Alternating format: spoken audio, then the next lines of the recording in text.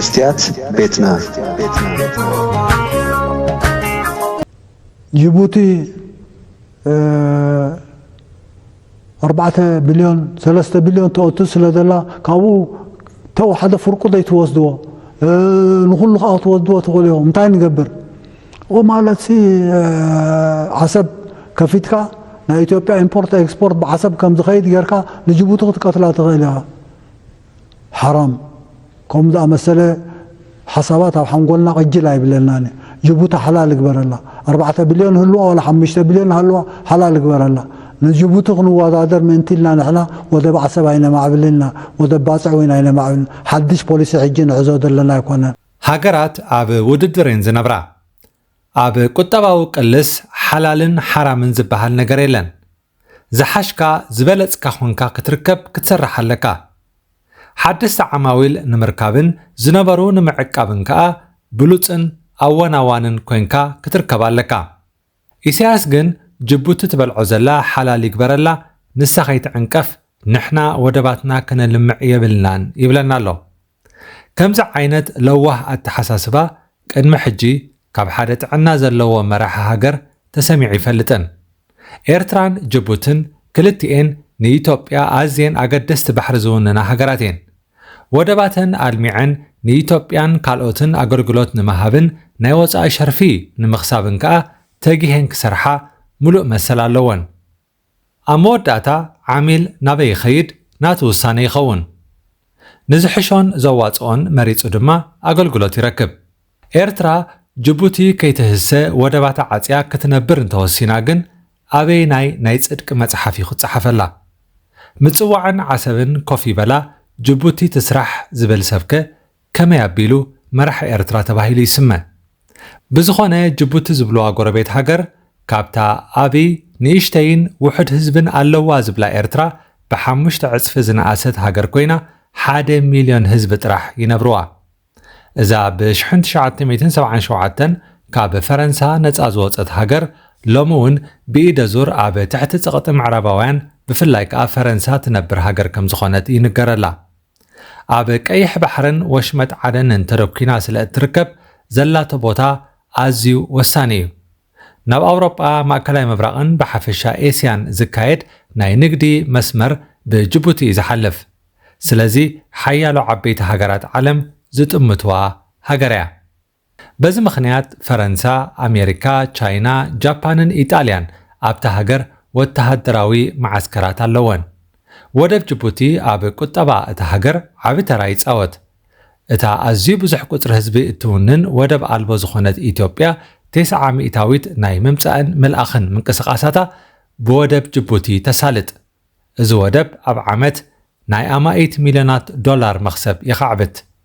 ካብ ከተማ ኣዲስ ኣበባ ናብ ጅቡቲ ዝተዘርግሐ 750 ኪሎ ሜትር ዝዝርጋሕ ናይ ባቡር ሓዲድ ካብ ወደብ ናብ ውሽጢ ኢትዮጵያ ንብረት ኣብ ምጉዕዓዝ ልዑል ኣበርክቶ ይገብር እዚ መንገዲ ባቡር እዚ ንኽስራሕ ኣስታት 4 ቢልዮን ዶላር ወጻኢታት ተገይሩሉ እቲ ዝበዝሐ ክፋሉ ከዓ ቻይና እያ መዊላቶ ኢትዮጵያውያን ሓደ ብኣፈ ታሪኽ ዝተነግሮም ጅቡቲ ኣካል ሃገሮም ከም ዝነበረት ዝገልጽ ዛንታ ይኣምንዎ እዮም ብዙሓት ኢትዮጵያውያን ቀደም ዘበን ዝነበሩ ፖለቲከኛታት ሃገሮም ብሕሱር ንመሬት ጅቡቲ ናብ ፈረንሳ ከም ዝሸጥዎ ይኣምኑ እዚ ግን ቁኑዕ ኣይኮነን ጅቡቲ ፈጺማ ኣካል ኢትዮጵያ ኮይና ኣይትፈልጥን መሬት ጅቡቲ ካብ ጥንቲ ዓፋርን ኢሳን ዝተባህሉ ብሄራት ብሰበኽሳግም ዝሰፍርዎ ዝነበሩ መሬት እዩ እቲ ኣፍ ደገ ባሕሪ ከዓ ኣብ መንጎ ኣፍሪቃ ዓረብን ህንድን ዝካየድ ንግዲ ከም ቀንዲ መስኮት ኮይኑ የገልግል ነይሩ ኣብ 1862 ፈረንሳ ግዝኣታ ንምስፋሕ ንፈለማ እዋን ናብቲ ቦታ ኣትያ ንገለ ክፋል እቲ መሬት ካብ ናይ ሽዑ ባህላውያን ኣመሓደርቲ ወይ ሱልጣናት እቲ ከባቢ ብዘይረብሕ ገንዘብ ዓዲጋቶ ኣብ 1888 ኣብ ጅቡቲ ግዝኣት ናይ ፈረንሳ ሶማሊላንድ ብወግዒ ተመስሪቱ ዕላማ ፈረንሳ ኣብቲ ቦታ ሓደ ስትራቴጂካዊ ሓይሊ ባሕሪ ንምምስራት እዩ ኣብ ዓደን የመን ብሪጣናውያን ስለ ዝነበሩ ፈረንሳ እቲ ከባቢ ኣዝዩ የገድሳ ነይሩ ብ1958 ኣብ ጅቡቲ ብመልክዕ ረፈረንደም ህዝቢ ወይ ነፃነቱ ወይ ከዓ ምስ ፈረንሳ ክጸንሕ ድምፁ ክህብ ዕድል ተዋሂብዎ ዝበዝሑ ካብ ህዝቢ ጅቡቲ ብፍላይ ተወለድቲ ዓፋር ከዓ ምስ ፈረንሳ ክንጸንሕ ይሓይሽ ዝብል ድምፂ ሂቦም ኣብ 1967 እንደገና ንነጻነት ዝምልከት ረፈረንደም ተኻይዱ ሽዑ እውን እንተኾነ ጅቡቲ ኣብ ትሕቲ ፈረንሳ ትጽናሕ ተባሂሉ ንነጻነት ዝጠልቡ ምንቅስቓሳት ግን ክበጋገሱ ጀሚሮም ኣብ 1977 ንሳልሳይ እዋን ኣብ ዝተኻየደ ረፈረንደም ግን 98 ሚእታዊት ካብ ህዝቢ ጅቡቲ እወ ንነጻነት ስለ ዘድመፁ ጅቡቲ ብ27 ሰነ 1977 ሃገር ኮይና ተመስሪታ ሪፓብሊክ ጅቡቲ ዝብል ስም ሒዛ ከዓ ምስ ዓለም ተላለያ ጅቡቲ ከም ዝበልናዮ ናይ ሶማልን ናይ ዓፋርን ብሄራት ዝነብረዋ ሃገር እያ ሶማል ኣብ ሱሳታት ሓያል ኣብ ዝነበረትሉ እዋን ዓባይ ሶማል ክትምስረት ኣለዋ ዝብል ሕልሚ ነይርዋ እዚ ማለት ኩሎም ናይ ሶማል ቋንቋ ዝዛረቡ ደቂ ሶማል ኣብ ሓንቲ ሃገር ክጥርነፉ ማለት እዩ ብሓፂሩ እቶም ብመግዛእቲ እንግሊዝ ኣብ ሶማሊላንድ ዝነበሩ እታ ኣብ ትሕቲ መግዛእቲ ኢጣልያ ዝነበረት ዓባይ ሶማል ኣብ ኢትዮጵያ ኣብ ሰፊሕ መሬት ኦጋዴን ዘለዉ ህዝቢ ሶማል ኣብ ሰሜን ኬንያን ኣብ ጅቡትን ዘለዉ ኩሎም ተኣኪቦም ሓደ ሃገር ንምዃን ሕልምን ተበግሶን ነይሩ ጅቡቲ ግን ምስ ሶማል ክትጽምበር ፈቓድ ኣይነበረን እቶም ካልኦት እውን እንተኾነ ኣብ ኩናት ደኣ ኣተው እምበር ነቲ ሕልምስ ኣይተቐበልዎን ናይ ሎሚ መራሒ ጅቡቲ እስማዒል ዑመር ገለ ይበሃል ካብ 8 ግንቦት 1999 ጀሚሩ ንጅቡቲ ዝመርሕ ዘሎ ዑመር ገለ ኣብ ከተማ ድሬዳዋ ኢትዮጵያ ተወሊዱ ዝዓበየ ቋንቋ ኣምሓርኛ ኣቃላጢፉ ዝዛረብ ሰብ እዩ ንሱ ናብ ጅቡቲ ተመሊሱ ስልጣን ምስ ጨበጠ ካብ 1999 ንድሓር ኣብ ምርጫታት ብኣዝዩ ልዑል ነጥቢ ክሳብ 97 ሚእታዊት ድምፂ ረኺበ እናበለ ንርብዒ ዘመን ኣብ ስልጣን ጸኒሕሎ ተቃወምቲ ውድባት ድምፂ እናሰረቐ ኣብ ስልጣን ዝነብር ዘሎ ውልቀ መላኺ ይብልዎ ብመሰረት ቅዋም ጅቡቲ 75 ዓመት ዝሓለፎ ወዲ ኹንጓል ናብ ፕሬዝደንታዊ ምርጫ ከኣቱ ኣይፍቀድን ምርጫ ጅቡቲ ከዓ ኣብ ሚያዝያ 2026 ክካየድ እዩ እስማዒል ዑመር ገለ ኣብ 2026 79 ዓመት ክመልኦ ስለ ዝኾነ ብሕጊ መሰረት ንምርጫ ክወዳደር ኣይክእልን እዩ ምናልባት ናይ ጅቡቲ ቅዋም እንተዘይተቐይሮ ምምሕያሽ ቅዋም ብዙሓት ውልቀ መለኽቲ ዝጥቀሙላ ንስልጣን መቐጸሊት ሜላ እያ ዑመር ገለ ኣብ ምርጫ 2026 ክሳብ ሕጂ ክወዳደርን ኣይክወዳደርን ብወግዒ ዝበሎ የለን ንዑመር ገለ ብዙሓት ትካላትን ተጣበቕቲ መሰላትን ብብልሽውና ይኸስዎ ህዝቢ ጅቡቲ ኣዝዩ ውሕድ እኳ እንተኾነ ካብ ጸጋታት ሃገሩ ግን ረብሓታት ኣይረኸበን እቲ ህዝቢ ኣመና ድኻ እዩ ወደብ ጅቡቲ ንኢትዮጵያ እቲ ቀንድን መተንፈሲ ጎረሮን እዩ እዚ ወደብ እዚ ንዓባይ ኢትዮጵያ ልብን ኩላሊትን እዩ ወደብ ጅቡቲ ተዓፅዩ ማለት ኢትዮጵያውያን ኣብ ሓደጋ ወዲቖም ማለት እዩ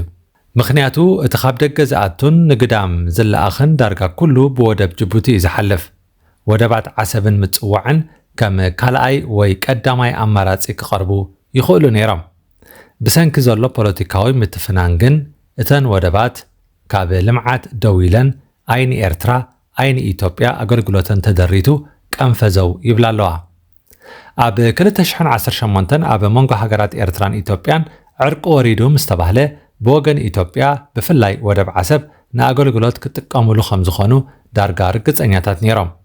እንተኾነ ግን ንኤርትራን ንኢትዮጵያን ዘረኸቡ ኩሎም መስመራት ማለት ናይ ዶባት መንገዲ ኣየር ቴሌፎንን ካልእን ተኸፊቶም ክነሶም ወደባት ግን ንኢትዮጵያ ዕፅዋት ኮይኖም ቀፂሎም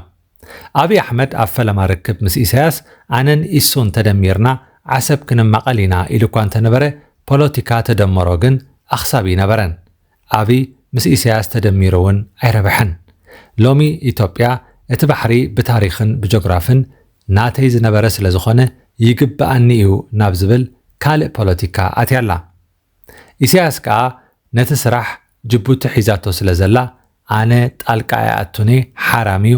ዓሰብን ምጽዋዕን ኣይልምዕን ንጅቡቲ ሓላል ይግበረላ ክብል ይገልጽ ኣሎ ኤርትራውያን ከ እንታይ ንብል በጃ ጅቡቲ ንምሕላፍ ካብ ልምዓት ተሓሪምና ንኮርመን ኢትዮጵያ ከይትበታተን ኣብ ኩናት እናተሰዋእና ንቐጽልዶ ወይስ ሃገርና ንረከብ መስትያት ቤትና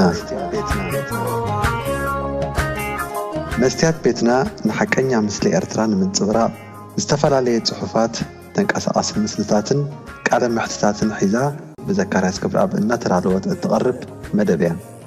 كفوت لساني من يزعصوني هاي سجدن عني عبطاقوت ملاخي قطاوخي قنا مسلي فتحي